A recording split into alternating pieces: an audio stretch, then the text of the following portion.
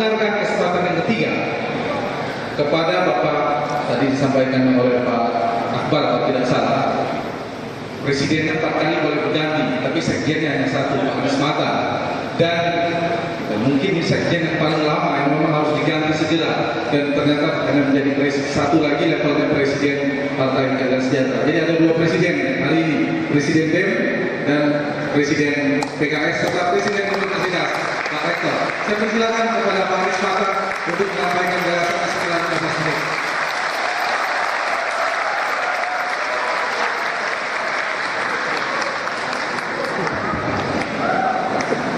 Bismillahirrahmanirrahim. Assalamualaikum warahmatullahi wabarakatuh. Pak Rektor yang saya cintai, Presiden BEM yang saya cintai, serta para undangan, dan secara khusus Pak Akbar dan Pak Diartono, Mas Hanta, saya bersyukur sekali bisa hadir di sini menyaksikan dan terlibat dalam acara dialog kebangsaan ini, karena saya termasuk yang percaya bahwa jika kita ingin membuat demokrasi kita jauh lebih berkualitas daripada sebelumnya, maka partai-partai politik itu harus terus-menerus dihadirkan ke kampus.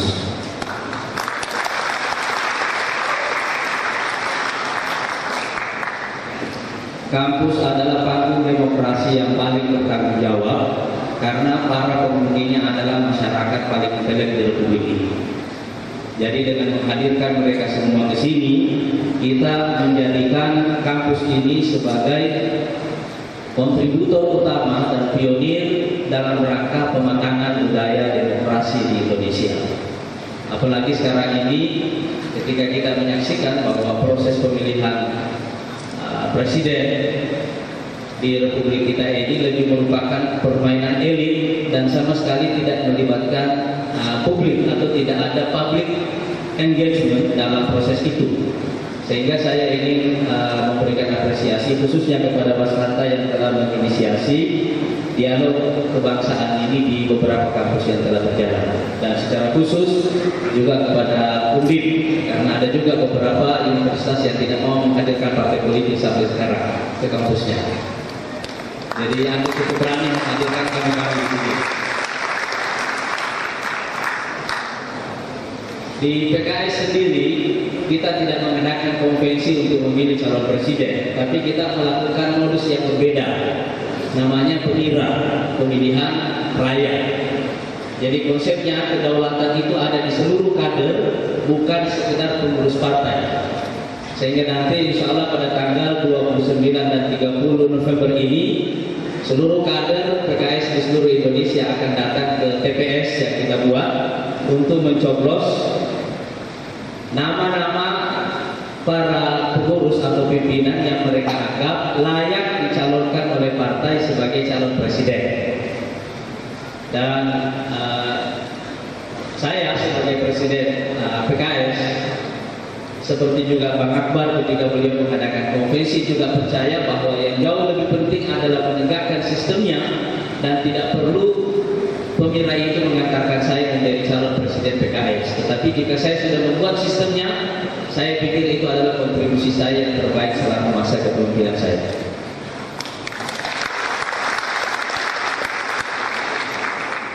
Saya perlu menegaskan ini karena poin utama yang ingin saya sampaikan pada kesempatan ini berkaitan dengan masyarakat baru Indonesia yang sekarang ini telah muncul dan menjadi the new majority, mayoritas baru yang akan membentuk wajah masa depan kita sebagai bangsa. Saya membagi perjalanan sejarah bangsa Indonesia ini setelah saya membacanya, merenunginya, ke dalam 3 gelombang utama. Gelombang pertama adalah gelombang menjadi Indonesia yang berlangsung dari abad ke-17, 18, 19 dan pertengahan abad 20. Gelombang kedua itu berlangsung dari sejak kita memproklamasikan Indonesia tahun 45 sampai sekarang ini di era reformasi, sejak era Orde Lama, Orde Baru, dan sekarang era reformasi. Saya kira pemilu tahun 2014 yang akan datang menjadi penting karena ini bukan hanya akan menjadi momen di mana akan terjadi shifting of power, peralihan kekuasaan, tapi yang membuatnya lebih penting adalah karena kita juga akan menyaksikan terjadinya peralihan gelombang sejarah. Kita akan memasuki gelombang ketiga dalam sejarah Indonesia. Gelombang ketiga dalam sejarah Indonesia ini terutama terjadi karena faktor-faktor utama yang akan menciptakan perubahan di Indonesia di masa yang akan datang ini sama sekali berbeda dengan faktor-faktor utama yang akan menciptakan perubahan-perubahan pada gelombang pertama dan pada gelombang kedua. Sekarang ini Indonesia menghadapi munculnya masyarakat baru yang kira-kira ciri utamanya itu ada 5. Yang pertama adalah mayoritas masyarakat Indonesia sekarang ini atau di atas 60% itu berumur di bawah 45 tahun. Nanti kira-kira pada tanggal 7 Desember yang akan datang, umur saya persis 45 tahun.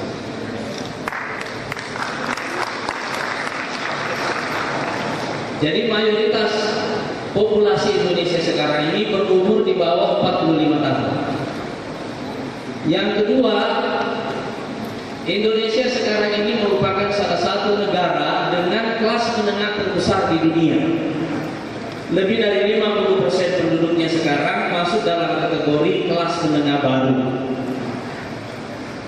Yang ketiga, walaupun ini belum benar-benar tuntas, tetapi mayoritas baru ini juga mempunyai pendidikan yang tinggi dan jauh lebih baik daripada generasi-generasi Indonesia sebelumnya. Dan yang keempat, generasi baru Indonesia ini adalah generasi yang well connected, terkoneksi dengan baik ke dalam dan keluar. Dan Indonesia sekarang ini juga tercatat sebagai salah satu negara dengan pengguna internet terbesar di dunia. Yang kelima, saya kira ini merupakan catatan yang sangat penting. Generasi baru Indonesia ini atau mayoritas baru Indonesia ini dapat dikatakan sebagai generasi native democracy. Mereka adalah penduduk asli demokrasi. Satu-satunya sistem politik yang mereka kenal itu hanyalah sistem demokrasi. Khususnya bagi orang-orang Indonesia yang lahir setelah tahun 90, dan saya kira Anda semua yang ada di sini, khususnya para mahasiswa, ini adalah generasi native democracy. Mereka begitu melek, begitu lahir, mereka sudah mendengarkan berita bahwa Uni Soviet telah runtuh, tembok Berlin sudah runtuh. Beberapa tahun kemudian mereka menyaksikan Orde Baru juga runtuh, datang semua era baru yang namanya demokrasi. Dan begitu mereka menginjak remaja, mereka setiap hari menonton acara-acara pertarungan dalam pilkada-pilkada, dalam beberapa kali pemilu, dan orang-orang ini hanya mengenal bahwa cara terbaik untuk menjadi pemimpin Indonesia adalah bertarung dalam sebuah panggung yang terbuka. Ini adalah generasi native democracy. Demokrasi bagi mereka itu adalah given. Dan karena itu, dengan 5 ciri utama dari masyarakat baru Indonesia ini, yang kita perlukan adalah seorang pemimpin yang bisa merasakan dan tahu cara orang-orang ini berpikir, tahu kultur dan budaya orang-orang ini semuanya, dan tahu bagaimana membuat orang-orang itu bergerak dan bekerja untuk Indonesia yang lebih baik di masa yang akan datang. Kita perlu orang-orang yang bisa mewakili mereka, merepresentasikan mereka, dan keluar dari polarisasi lama yang selama ini ada di Indonesia. Baik polarisasi berbasis agama, misalnya kita suka membagi kelompok di Indonesia ini menjadi kelompok nasionalis atau Islam, atau juga keluar dari pembagian atau polarisasi berbasis etnis. Kita mesti keluar dari itu semuanya dan menemukan semua fakta baru bahwasanya cara terbaik untuk mengkategorisasi masyarakat Indonesia sekarang ini adalah dengan melihat satu fakta bahwa the new majority, mayoritas baru Indonesia sekarang ini adalah generasi atau orang-orang Indonesia yang berumur 45 tahun ke bawah, karena jumlah mereka lebih dari 60% dari total penduduk. Itulah generasi, itulah mayoritas baru di Indonesia yang membutuhkan representasi baru. Dan karena itu saya suka membuat satu perumpamaan. Orang-orang Indonesia yang sekarang berumur 60 tahun ke atas misalnya, tahu persis bahwa dulu di Indonesia itu tidak ada telepon. Lalu kemudian ada telepon fix line yang kita putar-putar. Saya kira sebagian besar Anda mungkin sudah tidak menggunakan ini di rumah, karena Telkom sudah tidak menambah lagi jaringan fix lainnya. Setelah itu muncul generasi baru dari alat komunikasi ini, namanya pager. Di awal tahun 90-an. Selanjutnya muncul generasi baru handphone yang besar. Saya ingat dulu ini Motorola yang pertama kali masuk ke sini. Pak Yanto tahu ini ya, yang gede ini ya. Tapi ini hanya mempunyai satu fungsi tunggal, itu telepon. Lama kelamaan muncul fungsi baru ke dalam handphone ini. Yang pertama itu SMS. Lama kelamaan makin banyak fungsi yang masuk ke dalam satu alat ini, handphone ini. Dan lama kelamaan karena makin banyak fungsi yang masuk ke dalam satu alat komunikasi ini, maka sampailah kita kepada satu generasi baru alat komunikasi yang namanya smartphone, handphone cerdas. Karena fitur-fiturnya banyak. Tapi biasanya kalau ada orang Indonesia yang berumur 60 tahun ke atas sekarang, kira-kira karena secara ekonomi mungkin dia lebih mapan, dia akan membeli handphone yang paling canggih keluaran terakhir. Karena kebanyakan kita masih menganggap bahwa handphone itu adalah status dan bukan fungsi. Jadi dia beli yang terakhir yang paling canggih. Tapi dalam kenyataannya, fitur-fitur yang dipakainya kira-kira itu adalah fitur dasarnya. Telepon dan SMS. Tambah satu lagi, kamera. Iya kan? Mereka tidak memakai fitur-fitur lain yang jauh, yang sangat banyak yang ada di handphone itu. Kenapa? Karena mereka tumbuh dengan satu kebiasaan, yaitu kebiasaan menggunakan fitur-fitur basic itu tadi, telepon, SMS. Kalau kamera kan lebih gampang. Tapi anak-anak yang lahir sekarang, lahir di mana smartphone itu adalah default bagi mereka. Kita kasih dia handphone murah, handphone Cina misalnya, harganya 200-300 ribu. Dia utak-atik seluruh fitur yang ada di handphone itu. Dia pakai semuanya. Mungkin bahkan yang paling jarang dipakai oleh mereka itu justru telepon dan SMS-nya. Justru fitur lain yang mereka pakai lebih banyak. Kenapa? Anak ini hanya mengenal satu generasi alat telekomunikasi namanya smartphone. Dia tidak tahu fix line, dia tidak tahu yang lainnya. Dia tumbuh dalam tradisi baru handphone canggih itu tadi. Biasanya kita menyebut anak-anak ini adalah native IT. Dan orang-orang yang berimigrasi dari satu sistem telekomunikasi kepada sistem yang lain tadi ini kita sebut sebagai imigran IT.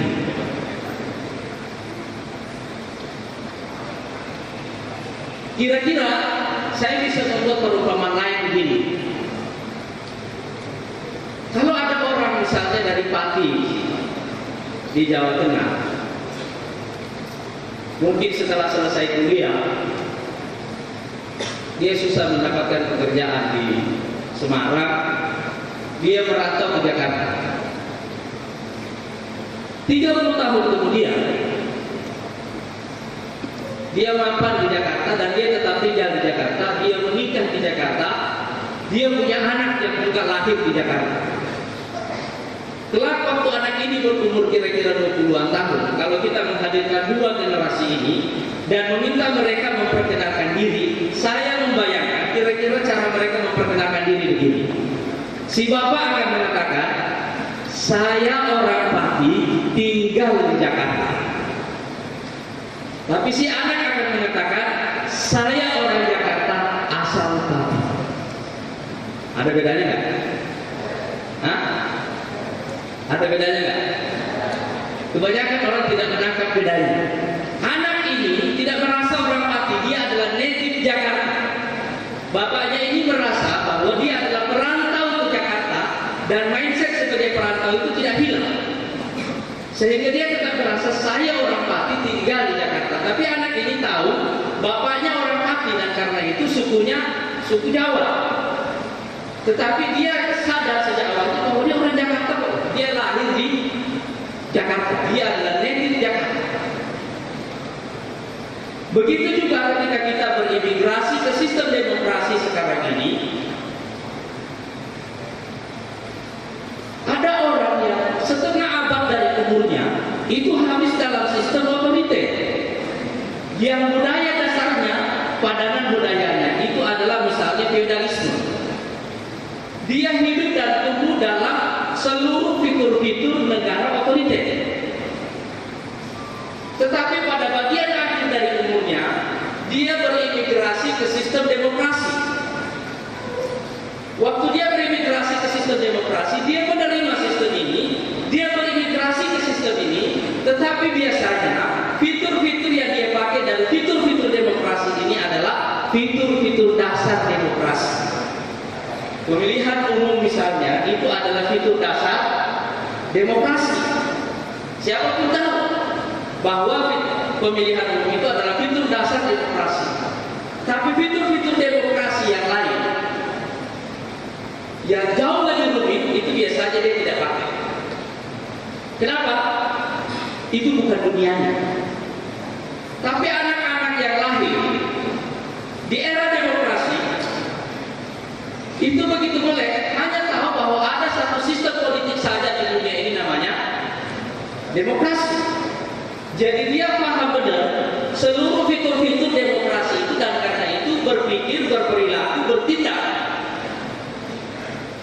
Dan dalam seluruh kepribadiannya, seluruh kulturnya itu adalah fitur-fitur demokrasi yang sempurna.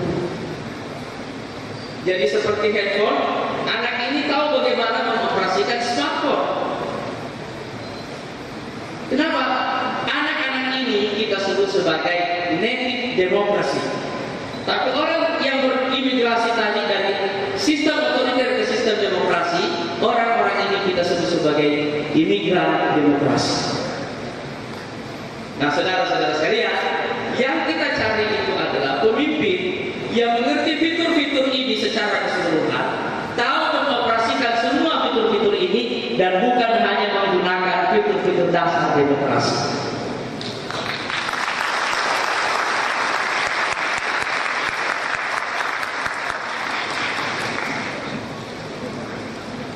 Jadi saya membayangkan bahwa sebuah generasi yang tumbuh dengan cara berpikir yang canggih juga membutuhkan seorang pemimpin yang tumbuh dengan cara berpikir yang sama canggihnya atau bahkan lebih canggih. Nah, saudara-saudara sekalian, supaya kita mengerti ini lebih jauh, saya ingin kembali sedikit ke gelombang pertama dan kedua. Gelombang pertama dalam sejarah Indonesia itu adalah dimotori, didrive oleh satu semangat tunggal, yaitu menjadi Indonesia. Karena tadinya tidak ada sebuah bangsa yang namanya Indonesia, juga tidak ada negara yang namanya Indonesia yang dijajah oleh Belanda atau Inggris atau Portugis atau Spanyol. Tidak ada. Indonesia ini adalah makhluk baru, lahir dari sebuah gagasan yang canggih, lahir dari sebuah ide yang canggih, disebabkan oleh penderitaan yang lama di masa penjajahan. Stimulus utama yang melahirkan Indonesia ini adalah penjajahan. Tapi stimulus ini yang menyebabkan kita akhirnya sadar bahwa struktur dasar sosial dan sejarah politik Indonesia itu tidak bisa lagi dipertahankan. Struktur dasar masyarakat Indonesia itu adalah etnis, struktur dasar politiknya itu adalah kerajaan-kerajaan kecil. Dan faktanya, setelah lebih dari 350 tahun, kita akhirnya sampai pada satu kesimpulan bahwasanya ternyata etnis-etnis kecil yang ada di Indonesia ini tidak mampu mempertahankan diri melawan penjajahan. Kerajaan-kerajaan kecil yang ada di Nusantara ini tidak mampu mempertahankan diri melawan penjajahan.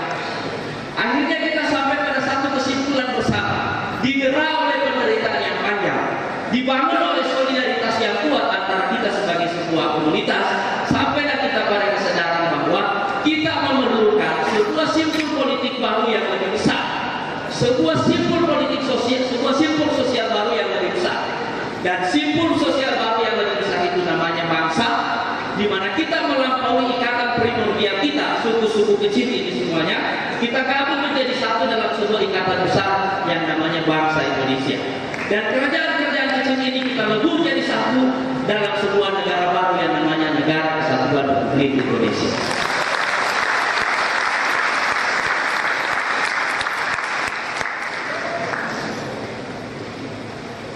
Itulah gelombang pertama dari Indonesia, gelombang menjadi Indonesia. Dan karena itu ada proses yang lucu dalam dulu cara orang memperkenalkan. Ini adalah pemuda Jawa, Jom Jawa, Jom Celebes, Jom Ambon, dan seterusnya. Karena ini adalah proses menjadi satu.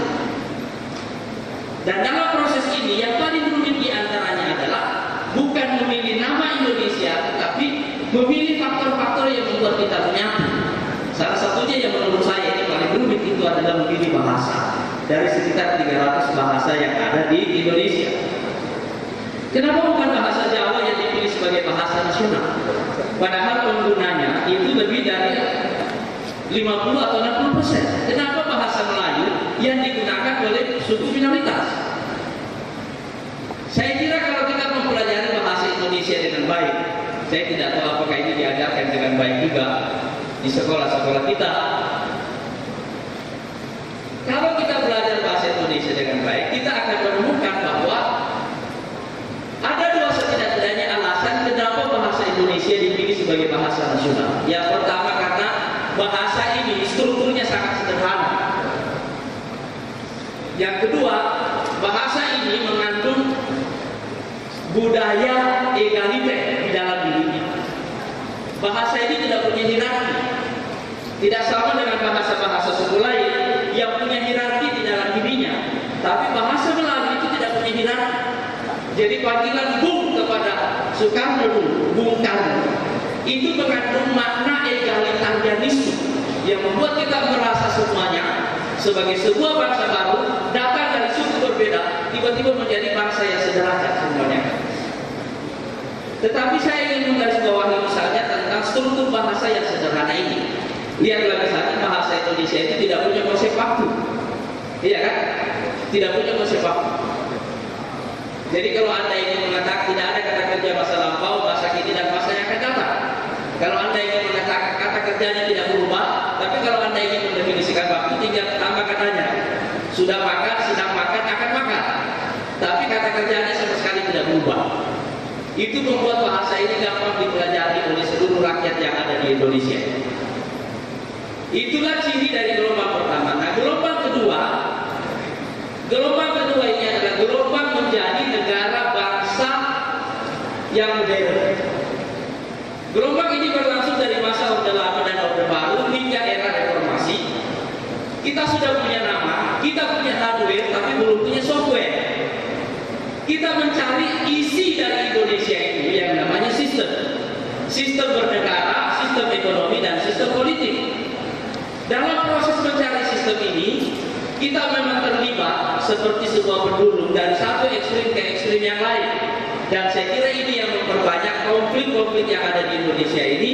Misalnya ada demokrasi di masa Orde Lama tapi tidak ada pembangunan, ada pembangunan di masa Orde Baru tapi tidak ada demokrasi.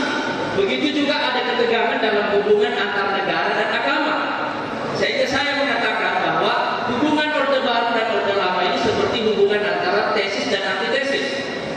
Orde Lama dan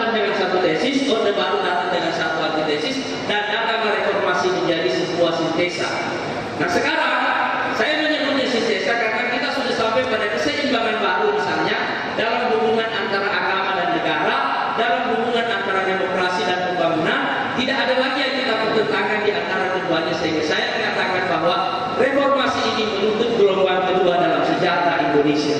Kita akan masuk ke gelombang ketiga, tetapi siapa the next leader yang akan memimpin Indonesia itu tidak penting, karena yang penting adalah siapa yang memahami spirit generasi baru gelombang ketiga Indonesia di masa yang akan datang.